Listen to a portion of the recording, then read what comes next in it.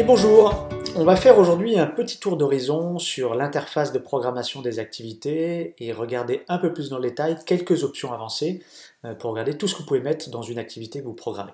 Donc, je ne reviens pas sur les modes de programmation très classiques, donc je prends une activité type par exemple et je la glisse sur mon calendrier, elle est maintenant programmée. Donc ce qui nous intéresse, ça va être de regarder un tout petit peu comment on peut changer cette activité. Donc vous avez les modes classiques pour la changer, qui consistent simplement à la bouger sur le calendrier, par exemple changer l'heure de fin ou la changer de jour.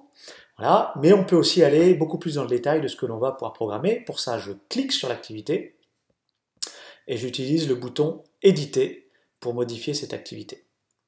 Donc toutes les modifications que je vais faire sur cette activité ne concernent évidemment que cette activité et ne touchent pas à l'activité type que vous aviez utilisée au départ, puisque l'activité que vous avez implémentée sur le calendrier, en fait, c'est une copie de cette activité type et donc les changements sont juste sur cette activité.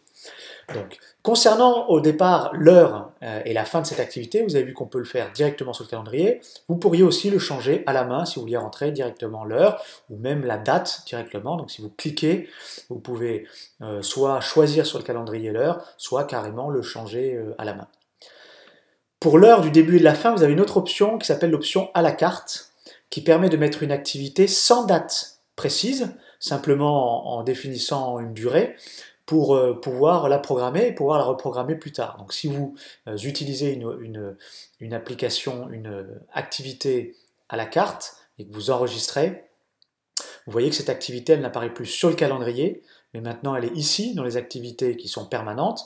Quel que soit le jour du calendrier, elle apparaît puisqu'elle est à la carte, ce qui vous permettra après éventuellement de la mettre sur le calendrier au jour que vous voulez. Donc c'est bien si vous voulez prendre des réservations en option, ou si vous faites des bons cadeaux, par exemple avec une durée précise, vous faites un bon cadeau cascade de glace, ici, vous prenez une réservation et vous pourrez après décider à quel moment vous voulez l'implémenter, mais vous gardez toutes les options de la cascade de glace, sauf la date. Donc si je réédite cette activité, hop, je la mets cette fois, donc elle reprend la date initiale, mais on aurait pu choisir une autre date. Alors, pour ce qui est de la description de l'activité, ça se passe dans le premier onglet. Le deuxième onglet concerne tout ce qui est la capacité, le prix et les réservations, les reversements au moniteur et quelques autres options qu'on va décrire, et puis les formulaires de réservation si vous voulez faire des réservations avec tous les champs que vous voulez ajouter. Et on fera un exemple tout à l'heure. Les informations de base de cette activité sont dans le premier onglet. Et les informations minimales que vous devriez avoir pour une activité, c'est une date, un titre pour cette activité, et à la limite ça pourrait être tout, mais vous pouvez rajouter évidemment une photo. Donc ici j'ai pris une photo existante de l'extérieur, mais vous pourriez télécharger une photo. Donc pour télécharger une photo, c'est très simple. Vous cliquez sur le petit bouton et vous pouvez ajouter une photo directement depuis votre disque dur et par exemple les images que vous auriez sur votre disque. La description, vous pouvez mettre soit un texte simple, mais vous avez aussi la possibilité de faire un texte et de rajouter un certain nombre de choses dans ce texte. Autre texte, d'accord? Si je prends ce texte, hop, je peux le mettre en gras par exemple, et il apparaîtra, dès que je change, hop, il apparaîtra quand vous allez voir l'édition de la vignette de manière avancée, celle qui aura sur votre site, en gras, je vais vous le montrer tout de suite. Donc ça c'est la vignette que vous avez au-dessus du calendrier. Donc si j'enregistre cette vignette, hop, maintenant qu'elle est enregistrée, et quand je vais aller voir la vignette que vous avez sur votre site, voilà, vous avez donc votre texte, et vous avez vu qu'on a mis le texte en gras, et ça vous permet de faire beaucoup de choses. Vous pouvez rajouter, c'est exactement comme un petit texte HTML, où vous pouvez rajouter des listes d'éléments. Hop, vous voyez que là j'ai une liste d'éléments, autre élément.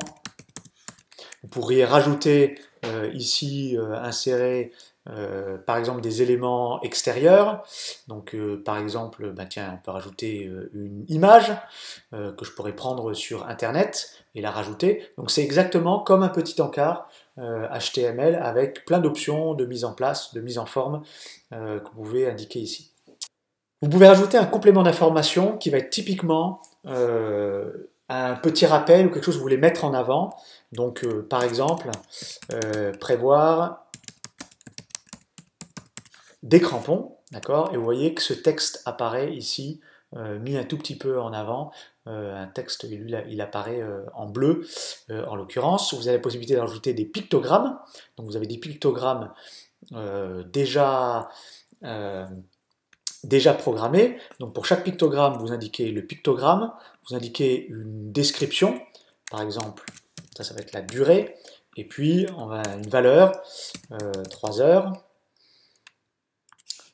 Voilà, et vous voyez que quand vous avez votre pictogramme, le pictogramme apparaît ici. Quand vous survolez le pictogramme, vous avez la description et vous avez la valeur qui est affichée en permanence, et vous pouvez rajouter plusieurs pictogrammes. Donc je vais en rajouter un deuxième avec le petit bouton plus ici. Hop, et là vous avez donc le pictogramme qui apparaît ici, qui apparaîtra évidemment aussi sur votre site internet.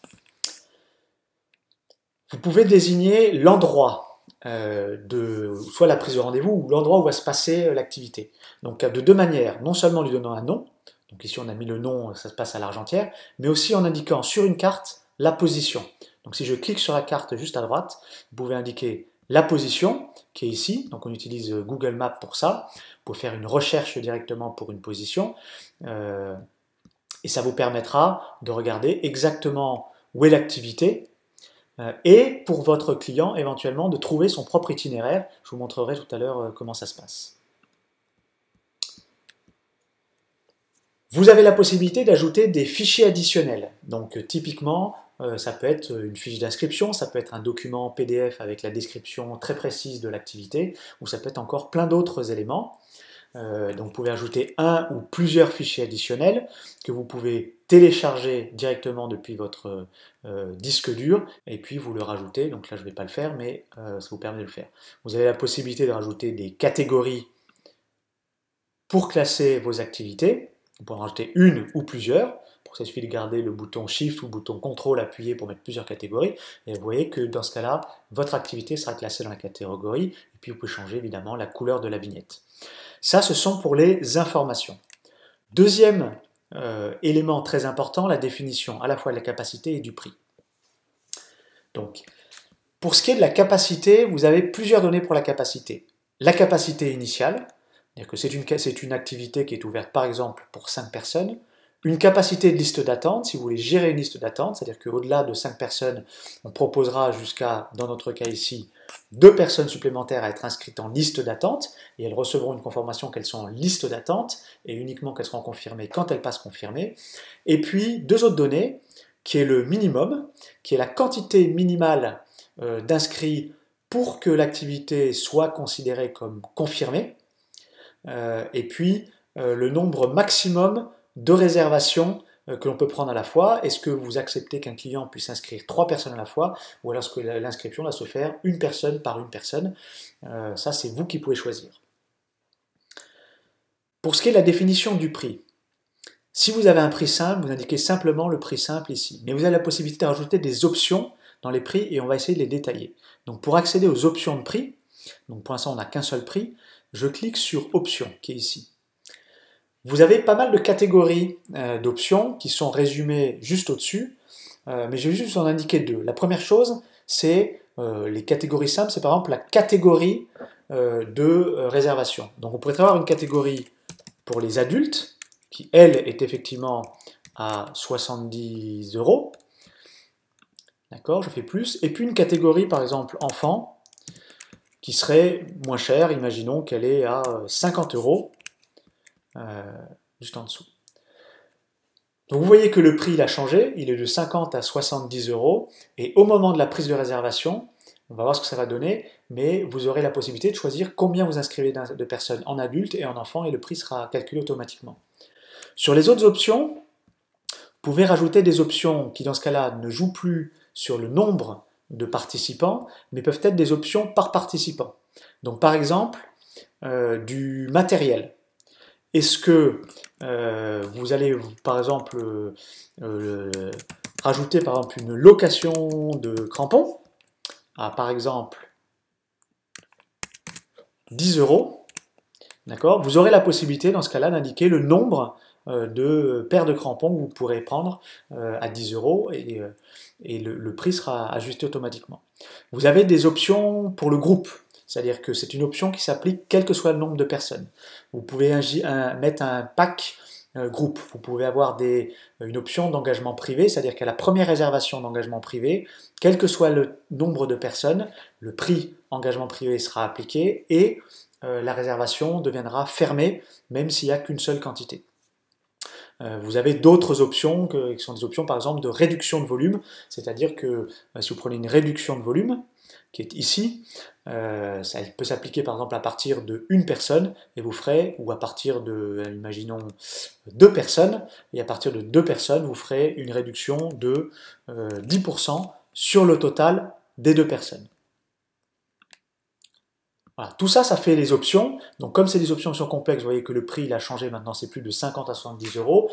On sait que le prix minimum c'est 50 euros pour un enfant. Et puis après, suivant les options, vous allez voir que le prix varie. Et on va faire tout un exemple tout de suite. Donc je vais sauver cette activité. Je vais vous montrer ce que ça donne si vous prenez la réservation.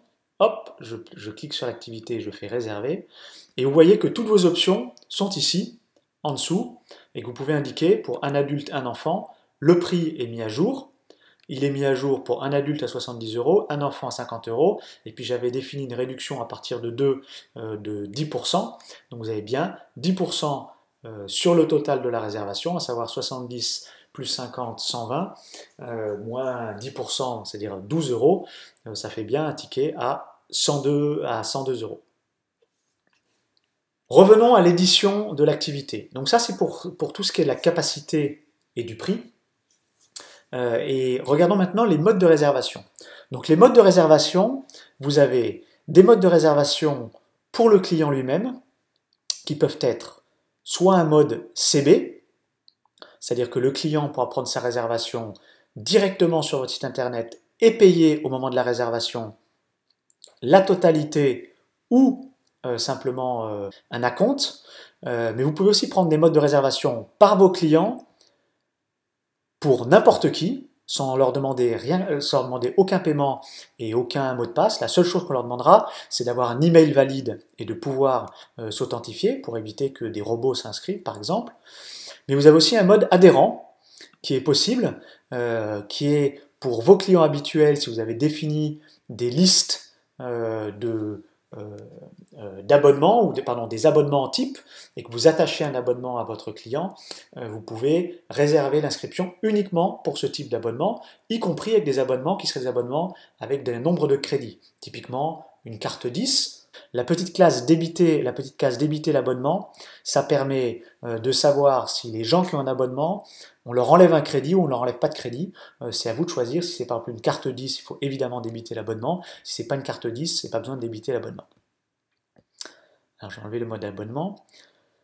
La case partenaire est très importante si vous voulez ouvrir cette réservation à vos partenaires, c'est-à-dire à vos agents.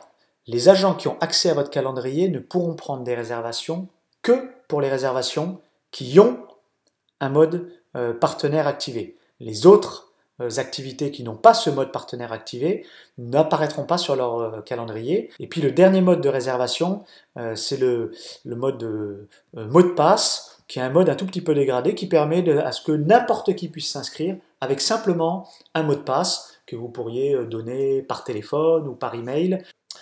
Et alors la dernière partie que je vais vous montrer sur cette partie capacité et prix, c'est la partie instruction complémentaire à la réservation. Donc ça, c'est un petit champ qui apparaîtra uniquement dans l'email de réservation la première fois que la personne reçoit son ticket de réservation. Vous avez une option qui s'appelle inscription unique, qui est une façon de vérifier que chaque personne avec chaque nom ne s'inscrit qu'une seule fois. Donc ça peut être utile pour les clubs, pour éviter les inscriptions multiples avec un même nom, notamment si vous avez mis par exemple un mot de passe. C'est intéressant d'être sûr que les gens ne s'inscrivent qu'une seule fois, par exemple à un repas.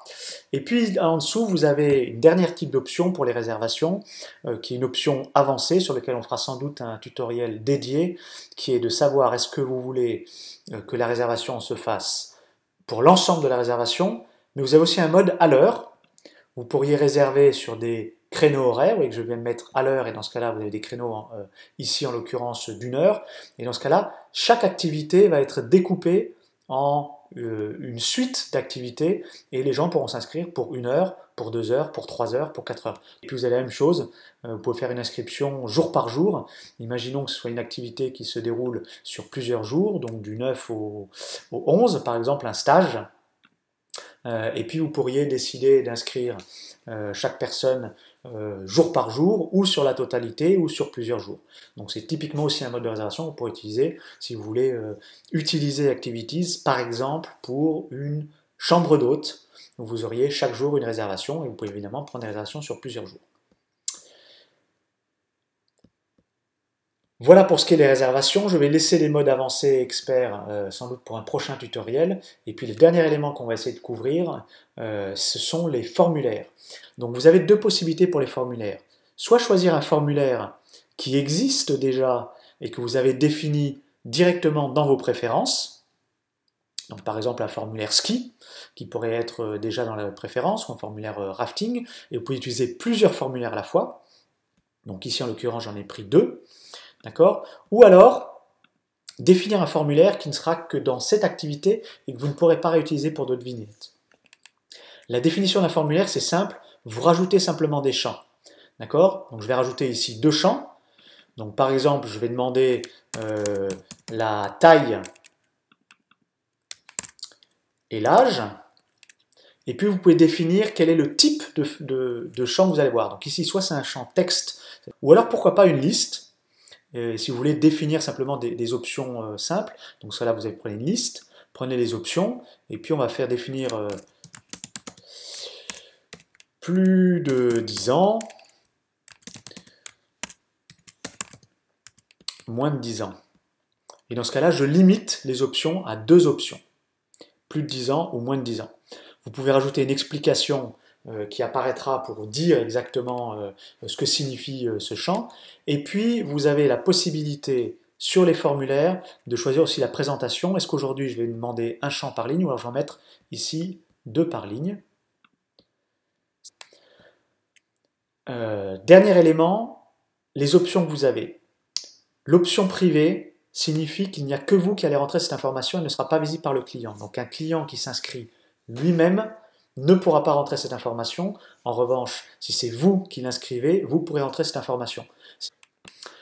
Le champ multi signifie que si vous l'utilisez, les informations de taille et d'âge vont être demandées pour chacun des participants.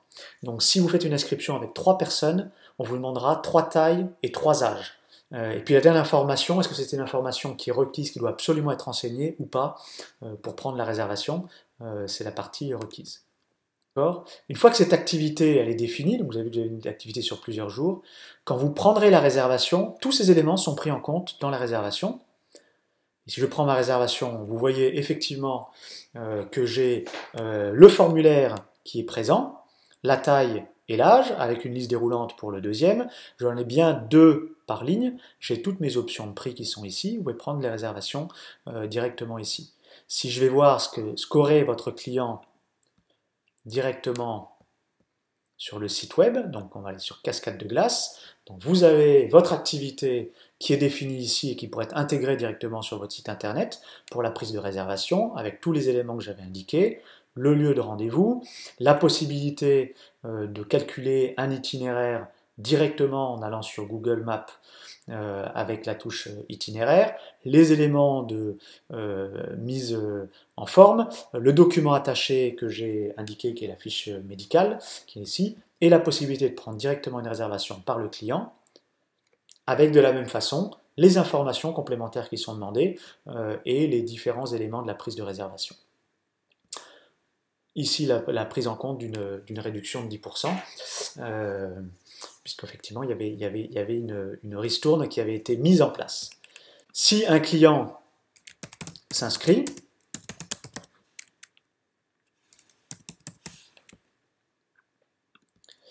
oui, on a un adulte, un enfant, la réservation est bien prise en compte, et le client reçoit donc son ticket, qui est le ticket que vous avez ici. Et voilà pour cette session, on essaiera la prochaine fois d'aller dans le détail peut-être un peu plus des formulaires, de tout ce qu'on peut faire pour des formulaires avancés, notamment pour des bons cadeaux. À bientôt!